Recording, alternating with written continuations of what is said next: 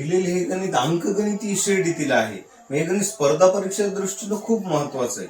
10वीच्या सिलेबसला आहेच आहे, त्याबरोबर टीईटी परीक्षा, स्कॉलरशिप, पोलीस भरती, तलाठी भरती प्रत्येक ठिकाणी हे गणित आपल्याला दिसतंय. मग हे गणित काय आहे?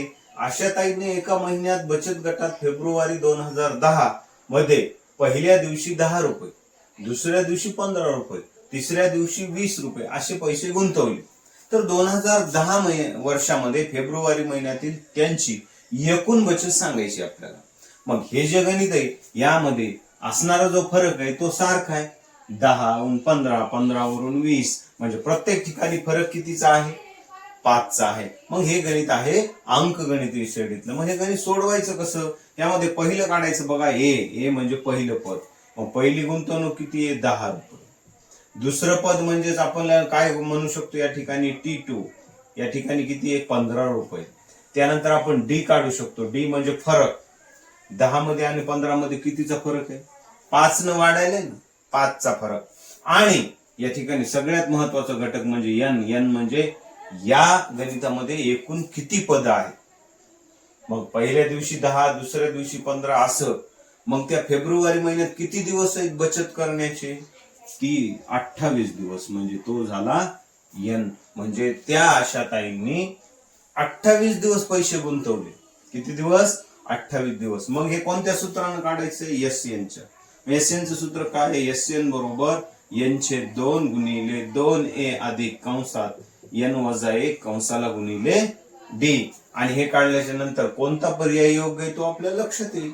मग या ठिकाणी एसएन म्हणजे किती पद आहेत? 28 पदांची गुंतवणूक काढायची. एस म्हणजे गुंतवणूक, पद म्हणजे टी. यांचं सूत्र आपण वापरू शकतो.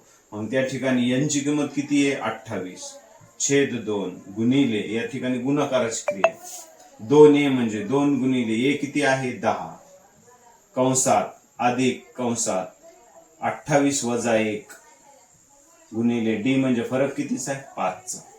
मग आता बघा, 28 ला जर 2 न भाग दिला तर 14चा भाग बसतो. मग 2×10 20 अधिक कंसात 28 मधून 1 गेला 27 गुणिले 5. मग आता यांचा गुणाकार करायचा. 14 गुणिले 20 जशाच तसे अधिक 27 न जर 5 ला गुणलं 5×7 35, हातचे आले 3, 5×2 10 आणि 3 13.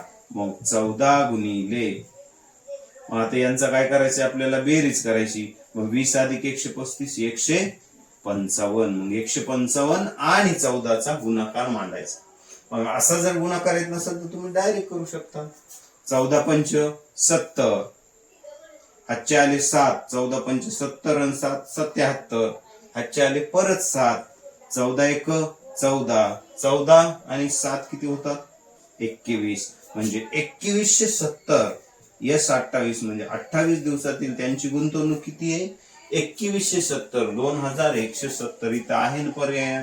पर्याय क्रमांक 2. अशा प्रकारे विद्यार्थ्यांना आपण स्पर्धा परीक्षेसाठी टीएटी मध्ये तर आवश्यक आहे गणित. टीएटी मध्ये येतेच. टीएटी पेपर क्रमांक